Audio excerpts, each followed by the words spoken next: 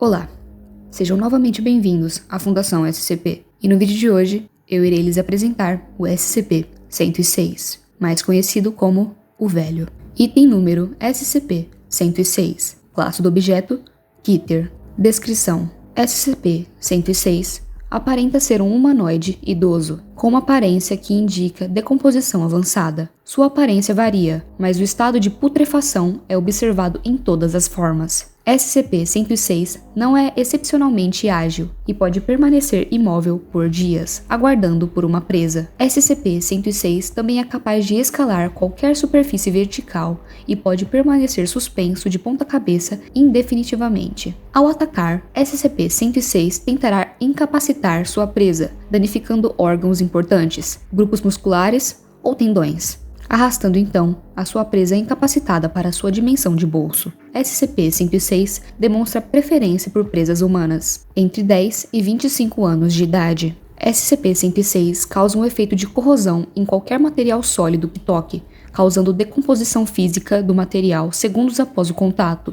Isso pode ser observado nas formas de ferrugem, apodrecimento e rachaduras no material, seguido da criação de uma substância negra mucosa, similar à que reveste SCP-106. Este efeito é particularmente destrutivo em tecidos vivos. Presume-se que isso seja uma ação pré-digestiva. A corrosão continua por 6 horas após o contato. Após esse período, o efeito parece reincindir. SCP-106 é capaz de atravessar matéria sólida, deixando para trás um grande rastro de seu muco corrosivo. SCP-106 é capaz de desaparecer dentro da matéria sólida, entrando no que se presume ser uma dimensão de bolso.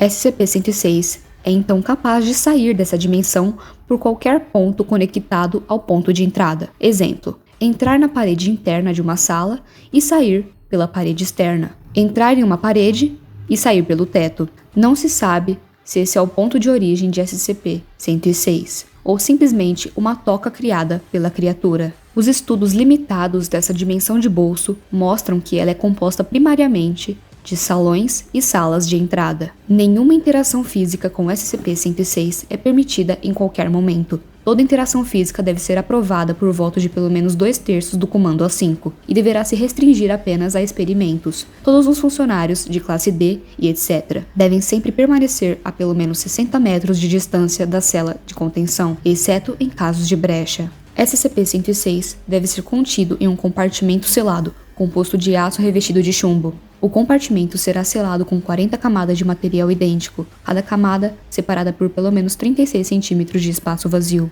Os suportes entre as camadas devem ser espaçados aleatoriamente. O compartimento deve ser mantido suspenso a pelo menos 60 metros de qualquer superfície por um sistema de suspensão eletromagnética ELO-IID.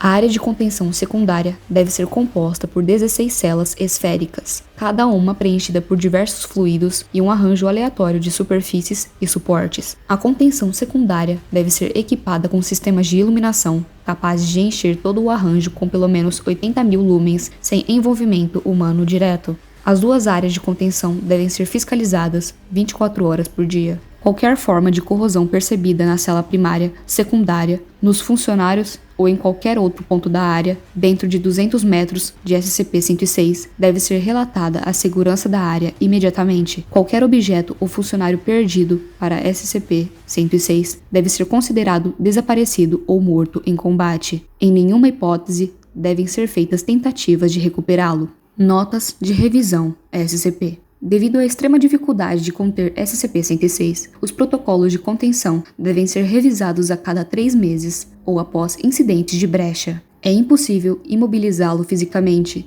e dano físico direto não parece ter efeito sobre SCP-106. Notas sobre o comportamento. SCP-106 parece passar por longos períodos de hibernação, nos quais permanece completamente imóvel por até 3 meses. A causa disso é desconhecido. Contudo, foi comprovado que isso se trata de uma tática de emboscada. SCP-106 desperta desse estado em extrema agitação, atacando e abduzindo funcionários e causando danos massivos à sua cela de contenção e à área como um todo. SCP-106 parece caçar e atacar motivado por desejo, e não por fome. SCP-106 ataca e coleta múltiplas presas durante o evento de caçada, mantendo-as vivas na dimensão de bolso por longos períodos. SCP-106 não tem um limite determinável e parece coletar um número aleatório de presas durante um evento. A dimensão interna acessada por 106 aparenta ser acessível somente por SCP-106. Foi demonstrado que dispositivos de gravação e transmissão continuam a funcionar dentro da dimensão, embora as gravações e transmissões apresentem-se em um estado deteriorado. Aparentemente, SCP-106 brinca com as pessoas capturadas e demonstra possuir controle integral sobre o tempo, espaço e percepção no interior dessa dimensão.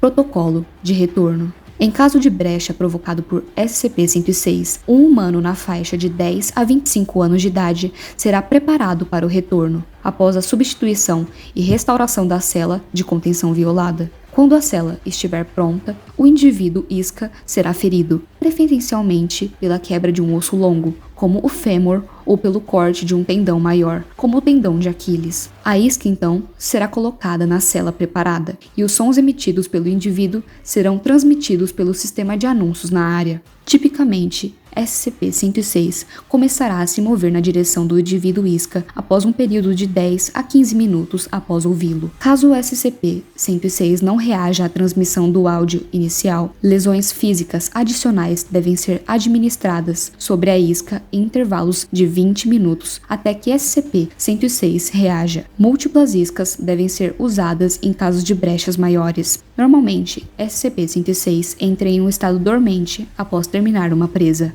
Além disso, as vítimas podem